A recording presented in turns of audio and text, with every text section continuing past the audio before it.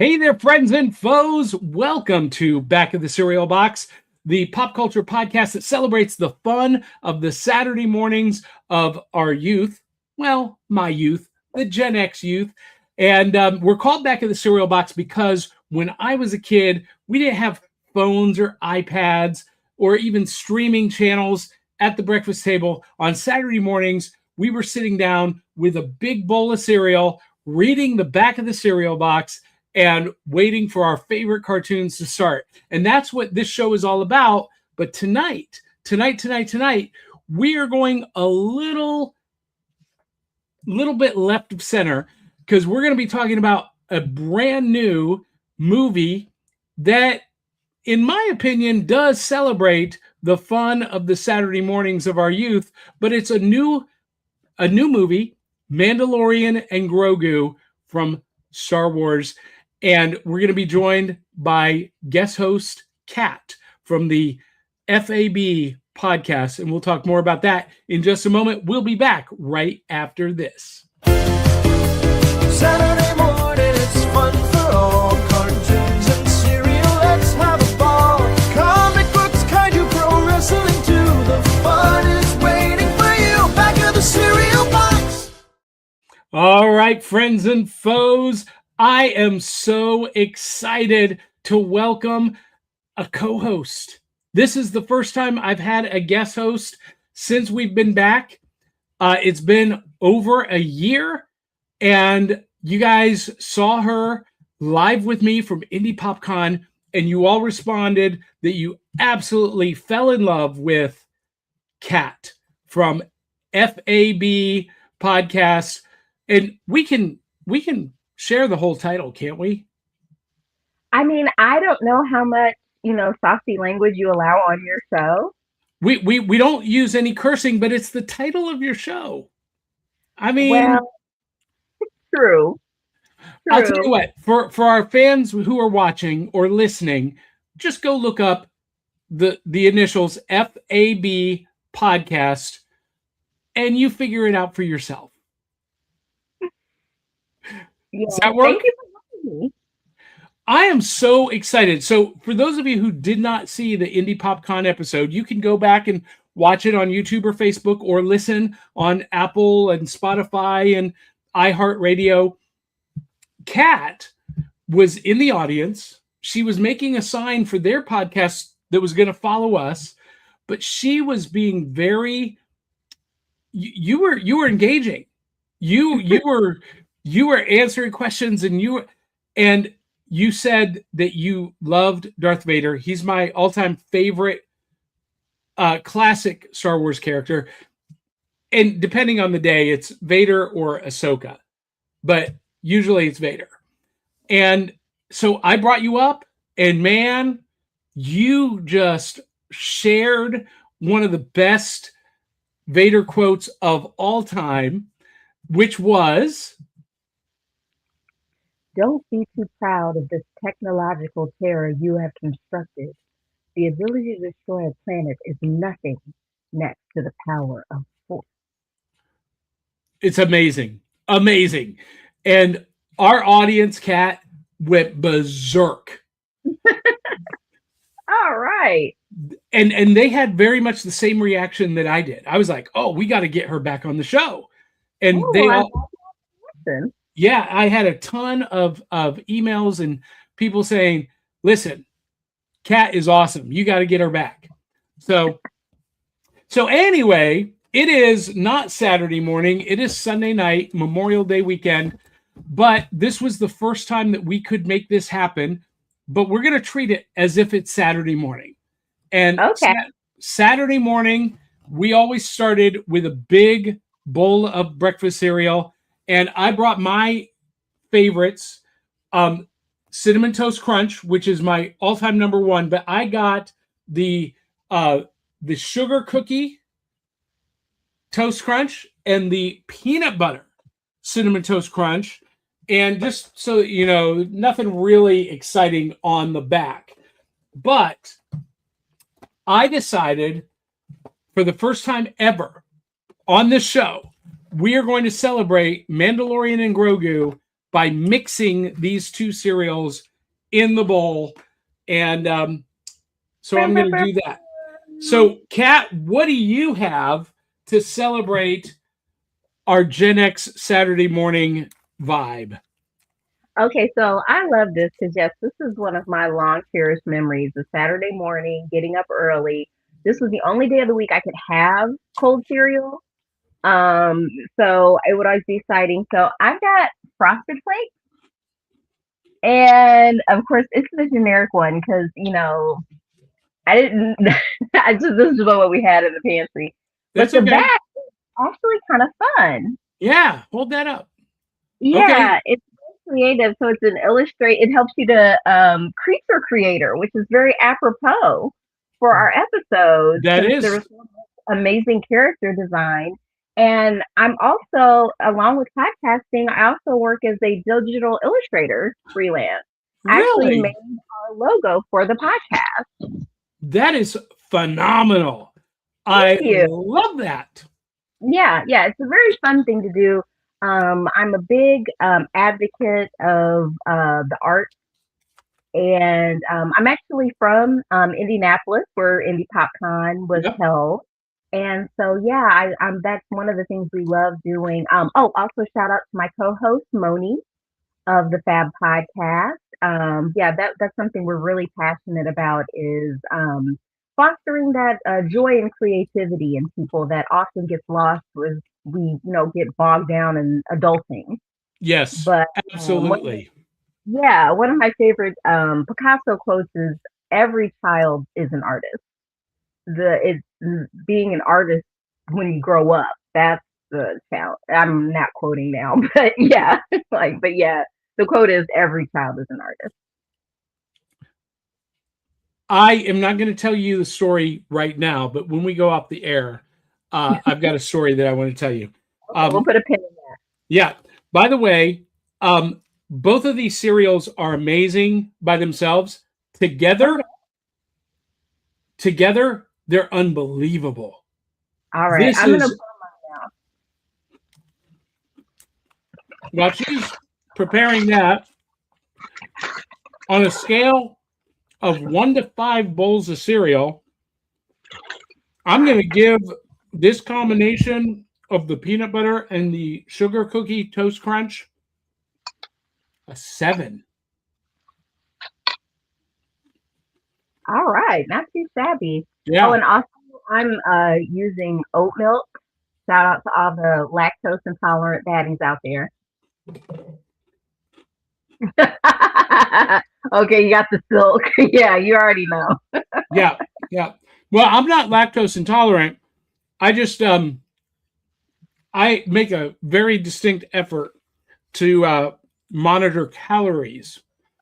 Um, Many of our fans know this. At one point, I was well over 400 pounds, Oh, 450 pounds. And in the last, I don't know, 10, 15 years, I've lost over 200 pounds. And I'm just 30 pounds from my end goal weight. mm. I turned my mic off while I was crunching. Congratulations. Thank you. That's Did that why start during you said it's been over the how many years? I'm about 10. About And 10 years. yeah, Okay. and it's all been watching what I eat, exercising, being active. And yeah, It's funny you mentioned that because I'm also not lactose intolerant. I tolerate lactose just fine. I just prefer oat milk. Take that, Homelander. there you go. So the generic Frosted Flakes Hmm. on a scale of 1 to 5 bowls of cereal, what will you give it? I'm giving it all 5. They've come a Okay. long way. The generic and keep in mind too, these aren't even my Frosted Flakes. Like I don't usually even have cereal. These are my son's. So I just stole a box of his cereal. So I usually wouldn't even try it with the generic Frosted Flakes because they used to be so terrible when I was younger. But they got the recipe. So let me ask you this. And by the way, audience, Kat looks like she's maybe 20 years younger than me, but we have discovered that we have kids the same age. So I'm guessing that we're a similar age. And when I was a kid, Frosted Flakes, we were pouring sugar on top of it to make it sweeter. But now, did you do that too, or am I the only one that remembers that sludge of cereal or that sludge of sugar in the bottom of the bowl? Absolutely not. My mom was so strict. Like there was no sugar I could get to. So that's why it was such a big deal on Saturdays. Because Friday nights, when you get paid to go grocery shopping, I could pick out one box of cereal and I'd be able to have it the next morning so that she could sleep in. That makes perfect sense. Yeah, but no, I never went that far. Yeah, so I was mostly an unsupervised child, and we would just dump as much sugar as we could on the cereal, and then you'd have that sugar sludge at the bottom of the bowl. But today, as an adult, I think that Frosted Flakes are perfectly sweet as is. They don't need anything additional. Strong agree. This is And probably the sweetest thing I've had in a while. mm, same. And I've been watching what I eat all week just so that I could have this bowl of cereal tonight with you. Mm, Ta-da! well, I appreciate it because it brings back memories. It's really fun. Well, and if you were like me, it wasn't just the bowl of cereal that was the treat. You reached into the box and pulled out the prizes, I had and a lot of my decision making was behind which box of cereal was the prize. I've got a prize in this box of cereal, and I think you're gonna like this. This is the Mandalorian and Grogu uh, set, the figure set that just came out for this movie, and I picked it up. I actually went to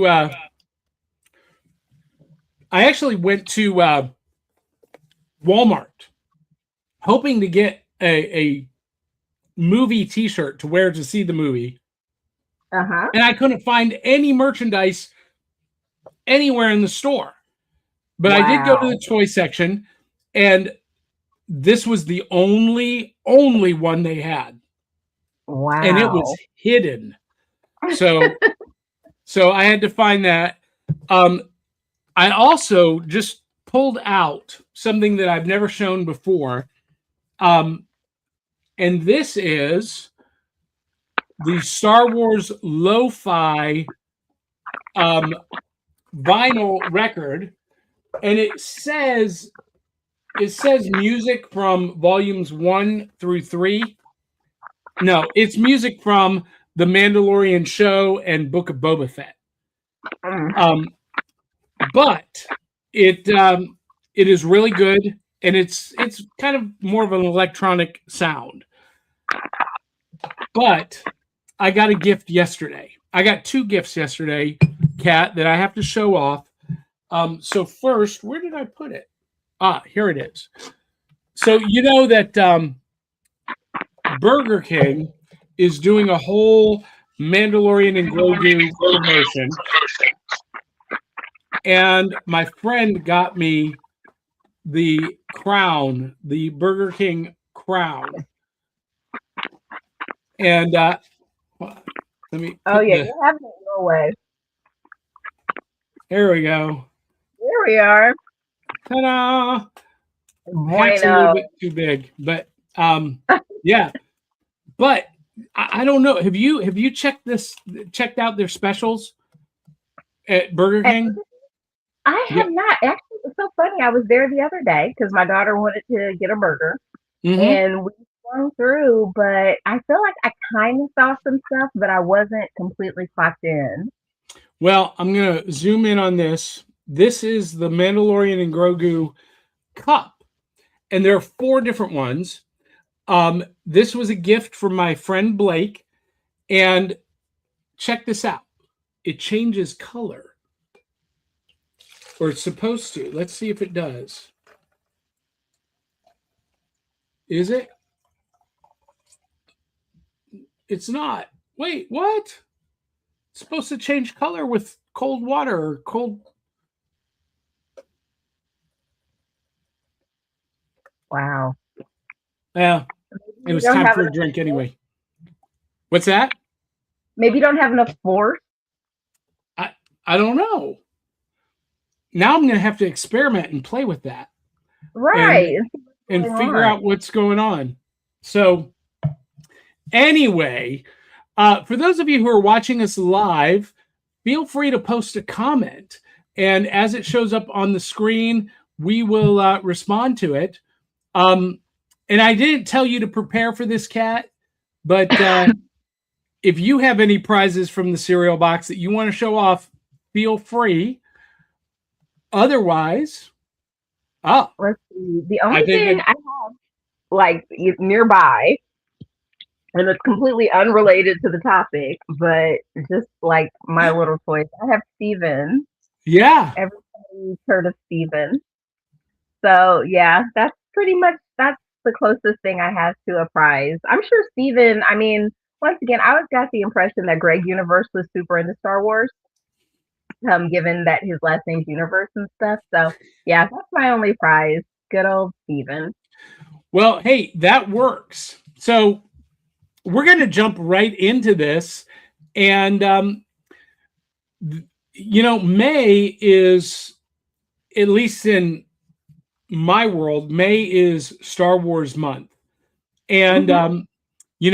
May the 4th was the end of Maul Shadow Lord. And that's what I was talking about at Indie PopCon. And have you seen the rest of the show? Have you watched it yet? And I am woefully behind on pretty much all the Star Wars properties. That's why I was so excited that there was a movie coming out because I'm like, okay, I can consume that really quickly. Yeah. I have an issue like when I'm at home watching stuff, can't fall asleep. Like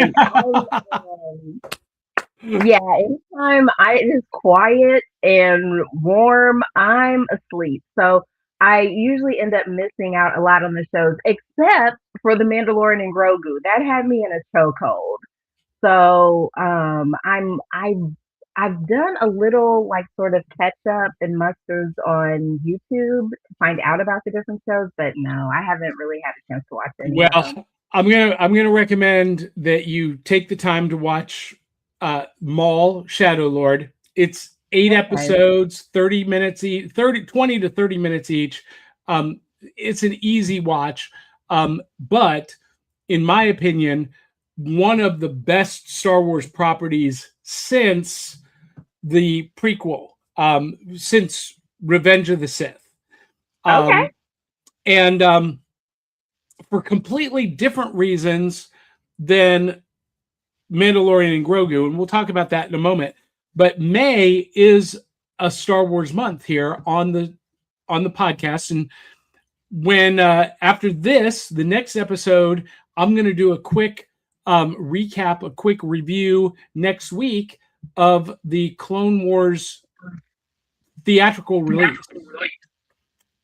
which we've never covered on this show because it came out 15 years ago now or longer. Something like that.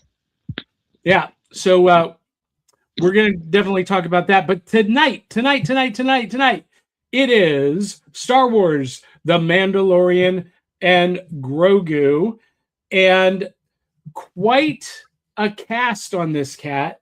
I was looking at the cast list. Of course, everyone knows Pedro Pascal, but Sigourney Weaver appears in this movie, major role as is it General Ward? Was I that want to, it was yes. Ward? Yeah, General Ward. And then uh, Jeremy Alan White plays Rada the Hutt. And Jeremy Allen White has been in thousands of productions, but most recently, you saw him as Kerry Von Erich in the Iron Claw movie. Um, Oh, I know him from what is it, The Bear? the Bear. Isn't he? Didn't he play Carm in that FX show? Let I've never me. seen it. Okay, yeah, that's what I know him from. Okay. And then Steve Bloom, who is a major animation voice talent, uh, does a role. And Martin Scorsese appears in this movie, not just as a cameo, he has a pretty substantial role. And I was blown away. So let me see if I can find that screen capture. I believe it is right here. Yeah, Ta-da! I got it right. So Hugo. yes, Hugo Durant is the character's name. And, when I saw Scorsese's name on the credits, the opening credits, I thought, what in the world is Scorsese doing? Um, Right? and I thought he was excellent as this character. Well, because okay, because he's done other voiceover work in like Shark Tale, Okay. and I feel like he's very endearing in these roles. Like his voice, because I had the same reaction when I'm sitting there watching the opening credits, and I see Sigourney Weaver, and it's like Martin Scorsese. I'm like, oh, I'm in for a good ride. Yeah. Yeah.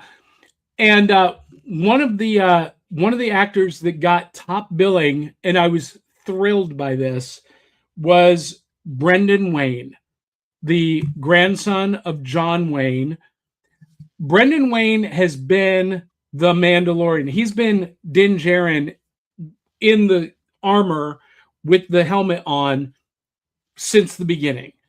But he's just kind of been, oh yeah, when you see this character in this form, it's Din Djarin or it's Brendan Wayne with Pedro Pascal's voice. But they actually gave him billing, and that thrilled me to no end. Um, so yeah, great cast, and the guy who played Coin, his name Mm. is actually Johnny Coin. Yeah, that was on the nose. So let's go through some of these images. So here we see Mando and Grogu, and through most of this movie, Grogu just hangs out on his shoulder, um, and not really anything that not like a backpack like Yoda was in with Luke. He just kind of holds on, and Yeah. I love that. And here's Mando with General Ward, Sigourney Weaver, and I got the sense, Kat, that this movie takes place not immediately after season 3. I feel like there's maybe 2 or 3 years after the end of season 3. There's been some stuff happening. Yeah, I think in the timeline, because I'm better at thinking of it throughout the lens of the cinematic universe, because Uh that's what huh. I'm more familiar with. So this is like a couple years after we wrap things up with Return of the Jedi. Well, the TV show started at 5 years after. 5 years? Yeah, Okay. and So this would be like maybe 10 years after that, maybe yeah. give or Um, take. because when we are reintroduced to Din Djarin and Grogu, he is working for the New Republic. And if you guys will remember, at the end of season 3 on Disney Plus, he basically had decided to retire and to take up building a homestead on the planet Navarro. But here he is running, um, not well, I guess it is bounty hunter missions, but for the New Republic Yeah. to take down Imperial agents. So they didn't explain why there was that difference, but you know what? I didn't really care. I didn't either. I feel like we went right in with a really good adventure. I remember thinking, I'm like, yeah, this is a very cold start because they're, on a very cold planet, and it was very cool. Like I said, this was just super fun to watch. Like I said, this was instant like action. We don't have to build up. We don't have to have any galactic senate meetings. It's like, let's go. Yeah, yeah, and it really was. Um, and one of the things that I really loved was I'm just going to flip through these because here we see Grogu with the and I forget the name of this race, but Babu Frick was this I race. love them. I just called them space minions. Space Minions. Man, weren't they great characters? They were. They were so cute. I especially the fact that they just call Grogu baby. Bad baby. Bad baby. Yeah, that baby. Like, come on, baby. But they were a lot of fun, and but they were like solidly competent heroes. You Oh know? yeah, years. Yeah. So the whole plot revolves around this character, Rada the Hutt. And Yeah. Rada the Hutt, for those of you who don't remember, was first introduced to us in the Clone Wars theatrical movie. Ahsoka and Anakin had to go rescue Rada the Hutt. He had been kidnapped and was being held for ransom. And they did this mission to return him to Jabba the Hutt.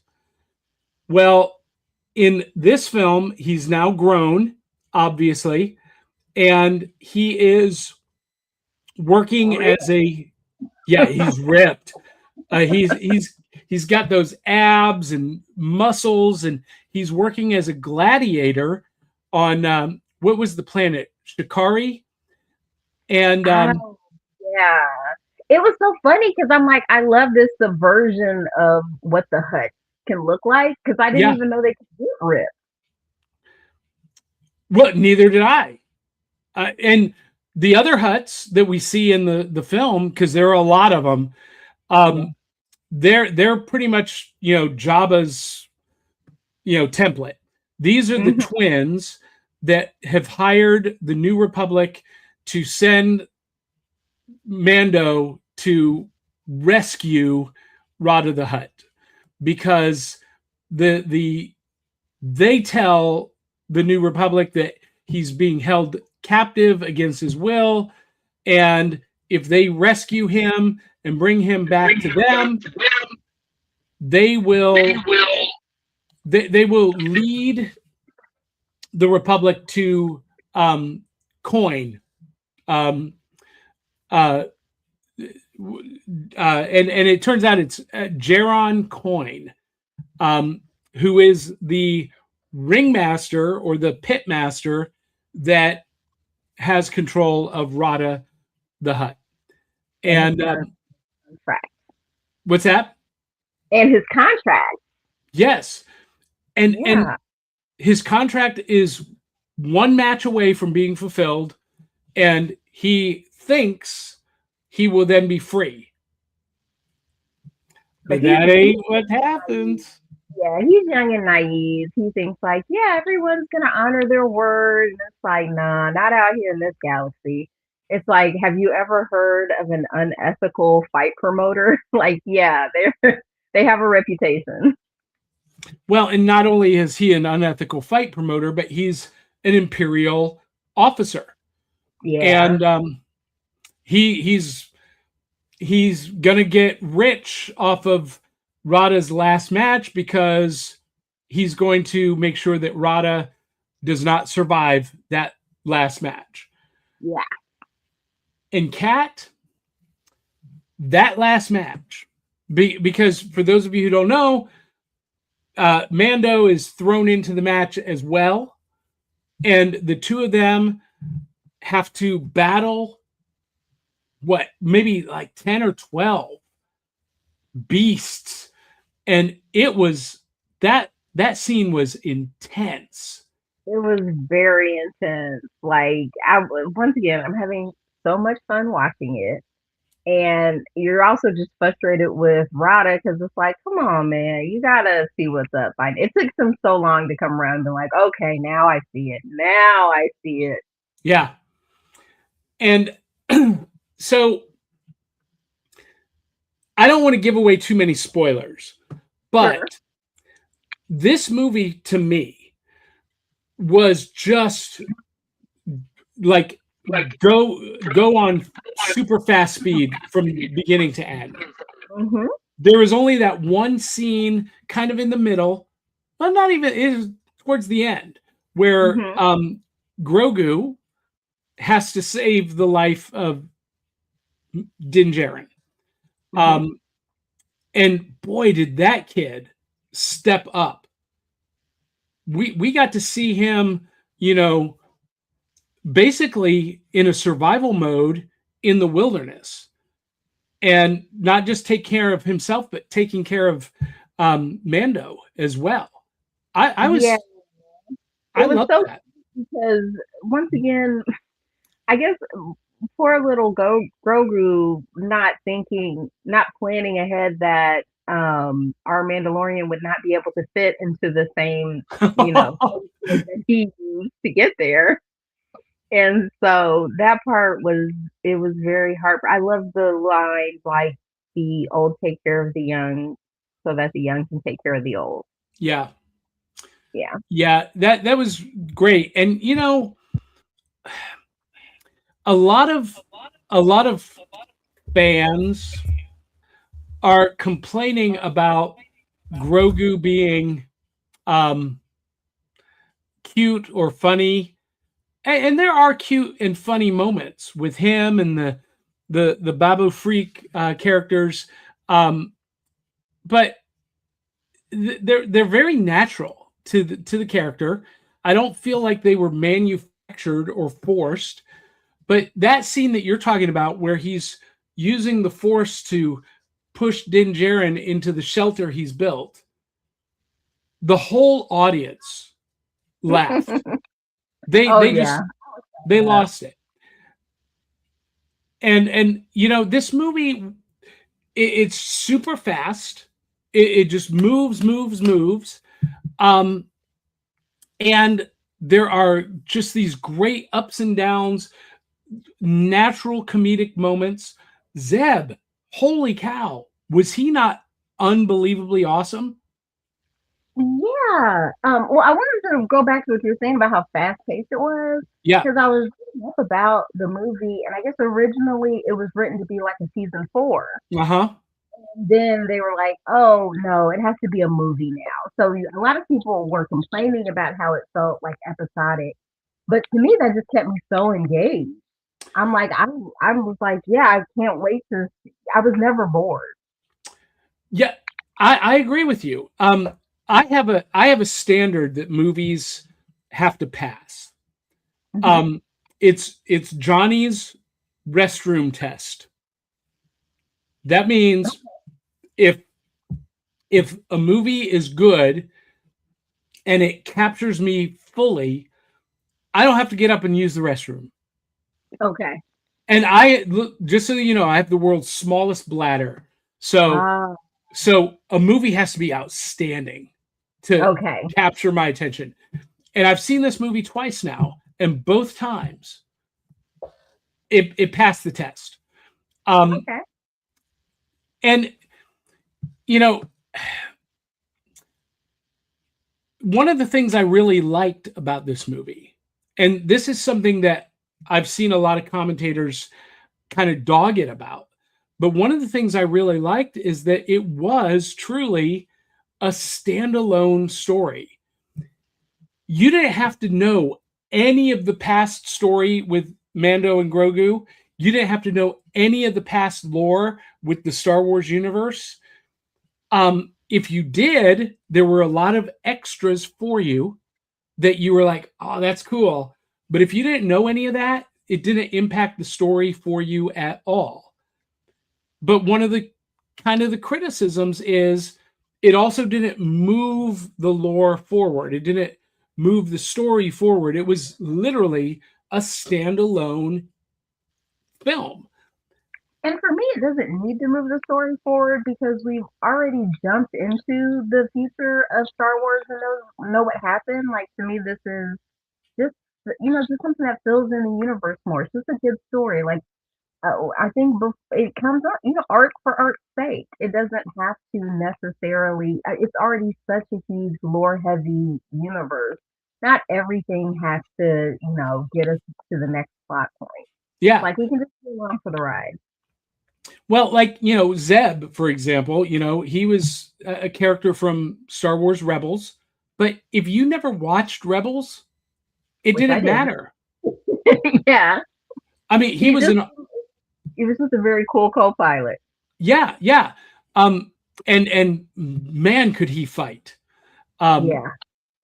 and you know what I found interesting, and this is for me, someone who is deeply entrenched in all of the past history and lore. Um, his facial hair was gray or graying. In Rebels, he's very young, and that takes place like 5 years before the original trilogy. So we're seeing his age, and I found that very, very cool, very fascinating. I love that attention to detail in the character design. Like you're thinking about that, like the passage of time is going to show. Yeah. And who was the bounty hunter? What was his name? Oh, I was just calling him Space Bounty Hunter. I do not even know. Has he been in other stuff? He has, and I don't know, I don't remember him from anything else. Maybe he was in Bad Batch. I don't know. Um, Okay. Yeah, so I was just calling him yeah. Well, you know what I was calling him? Space Assassin Creed was like my little nickname for him. I was whenever he'd show back up because I was like, oh man, he was tough. yeah, and I didn't care that I didn't know who he was because he was bad to the bone, and Yeah, he was scary. In fact, I do like. I think I was calling him Assassin's Creed because the way they switch perspective in the scenes, it looks like a video game. Like when okay, you're playing, jumping on the roof and stuff like that. It went to that, so I was just immediately like, "Ooh, it's like a video game." okay, yeah, okay. I did love the Captain America shield kick. Oh yeah, yeah, with his the His helmet thing. Yeah, yeah. Yeah, I that just was I thought that's a great nod to the MCU. I love that. yeah, Um, and then the pieces that they did incorporate from the lore, as a Star Wars fan, just made me go, "Oh, that's awesome!" The fleet of X-wings, coming in to save the day, and some of the characters that we've seen before, some new characters, and again, we don't care who they were. They were just they were there to do their job, and they did it exceptionally well. yeah. And Sigourney Weaver, man, She's she was fantastic. So she's from another one of my favorite franchises, Aliens. Okay. Big fan. I actually did a show with Real Poppycock a couple months ago where we broke down Alien. And man, like she's a treasure. Yeah, well, I'm in love with her from Ghostbusters and Uh, Galaxy Quest. oh yes, she was amazing in Galaxy Quest. Yeah. That's a big fave. Yeah, so she was great in this. She was believable as General Ward. I from the very first moments when she opened her mouth, I completely believe that she was in charge of that entire operation, that entire base. Yeah, I've listened to her. Yeah. Um, Now there wasn't this embracing of the lore or past stories, and that made a lot of people upset because there were a lot of predictions that we would see certain characters or it would tie into certain other stories, and none of that happened. However, there was a subtle, almost secret cameo appearance by the excuse me by the last hope of the universe. Do you know what I'm talking about? Was Luke Skywalker in it? He was. Oh, I missed that. You never saw him. You Oh, okay. you saw his X-wing and you saw R2 getting lowered into the Oh, astromech port. that's a nice nod. Yeah, and I haven't heard anyone talking about that. I don't know if it just went over too many people's heads, but It when definitely I went over my head. what's that? I said it definitely went over my head. Yeah, well, I saw it the first time and I was like, "What?" And then when I saw it the second time, I was like, "Okay, I'm going to really pay close attention this time." And I was like, "That's it. They did it." Yeah. And to me that just made it really special in that even though there weren't Jedi and lightsabers, or darksiders, you still got the sense and you still got the clarity that it was really in the Star Wars universe. And Yeah. that just added that little piece for me that just really excited me, made me feel great. Yeah, I had a great time. I know, yeah, everybody has their criticisms. I went into it with no expectations. So other than I'm gonna see a fun story.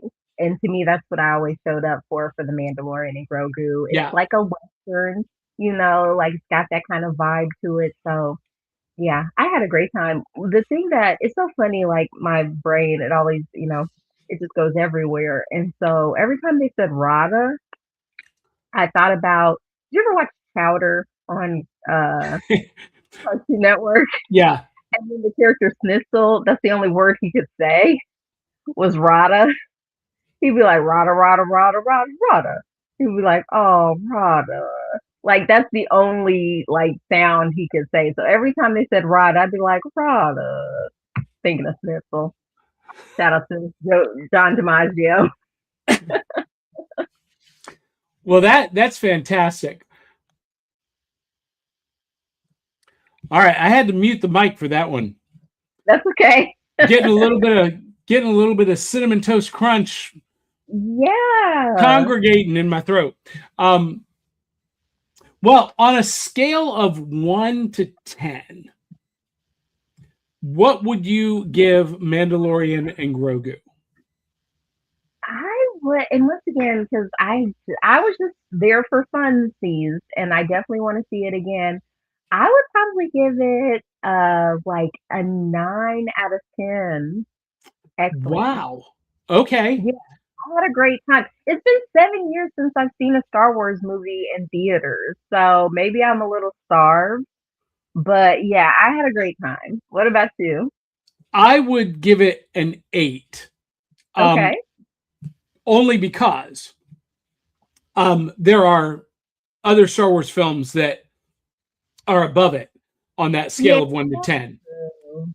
that's Um, but it was definitely, you know, it was just a great fun time, and I really loved it, and for all of the reasons that we just talked about, and probably more will pop up later on as I see it again. it was I, so funny too because while I was there, I heard like a little kid crying. And as I left, I saw a dad who was just kind of walking with his, maybe preschooler up and down the hallway at the movie theater. And it reminded me of a story my dad had told me that I kind of have memories of when he took me to see Return of the Jedi when I was very, very small. And I think he just wanted to see the movie and he thought maybe I'd get into it because there's Ewoks, but little kids, they're just not meant to sit through movies. So that was kind of like a little fun thing because my dad, he's passed away, but whenever I'm engaging with the Star Wars universe, I feel very connected with him. And I felt like, this is something like he really would have enjoyed. And getting to experience that kind of like for him, that just felt great. That's fantastic. That's fantastic. I love hearing that. Um, so if you have not seen Mandalorian and Grogu yet, go see it. Don't wait for it to come out on streaming. Go support it in theaters. Make this a big hit. I'm already seeing people posting, you know, box office receipts, and I'm like, guys, you're the first day it did 30 million in the box office, which is higher than Rogue One. It Mm. and people are trying to, say that that's a failure. I'm like, what are you talking about? So how would you compare it to Rogue One? So very different. So Rogue One was, totally explaining the lore and building the lore and setting up, you Yeah, know, Rick. and this was completely the opposite. Yeah. Um, and I think that's important. I think we need to have both. And I Mm. think it's okay to have both. Not everything has to be locked together. This is a giant universe. You know, everything doesn't happen on one block in one neighborhood, and that's why I really liked. What was the show? Skeleton Crew. Um, Okay. That was with Jude Law. yeah, yeah. Okay. Again, completely outside of previous existing lore, but um, it was fun, and it brought fun and adventure back to the Star Wars universe because I felt like Andor. I know a lot of fans love that series. I was not a fan. Okay. Um, I never went, that was one I started and then it was just watching me. exactly. The first season, I would fall asleep during episodes, and that's not the Star Wars universe for me. Hmm. And I just did not enjoy that show. Um, and some of the other shows that people complained about, I actually found rather enjoyable. Um, like Acolyte, I saw a lot of good things in that show. Um, but then other shows that other fans loved, like Bad Batch, I thought Bad Hmm. Batch was okay. It I hear that get mentioned a lot. I never, is that the one that's animated? Yeah, yeah. And see, I don't love that animation style, so it's a little hard for me to watch that. Okay. I mean, that's fair. And I love the artistry of that animation style and what they've done with it. And in Maul Shadow Lord, they take it to a whole nother level. It's Okay. unbelievable. But Bad Batch was just kind of like there for me. Andor Okay. was just kind of there for me. Um, this movie and the Mandalorian uh, series rather was very much drawing me in, and Okay. and so and I love that, and for different reasons than other titles. So I recommend everyone go see it in the theater. Yeah, it's worth it because I definitely want to see. I've only seen it once. I want to see it again. Yeah, I will probably see it at least one more time before it leaves theaters, but saw it twice opening weekend. And I'll tell you what, Friday night, saw it in Dolby, the big Dolby screen. That theater was packed. Oh yeah, I'm sure. It was packed, and I love seeing that. There's nothing more depressing to me than any movie being shown to an empty house. Yeah. So, anyway, any last thoughts? Any additional thoughts, Kat? Um, not really. I guess just may the force be with you. I love that. I love that. Well, for those of you who are watching, if you like what we do, become a supporter at patreon.com/serialboxpodcast. You can see the banner down below. And if you want to tune in to past shows, you can listen or see videos at backoftheserialbox.fun and celebrate the fun of the Saturday mornings of our youth. And we welcome you to do that. And share this with your friends. Tell your friends to come along, join us on the ride. It's a lot of fun. And thank you, Kat from F.A.B. podcast. You were fantastic.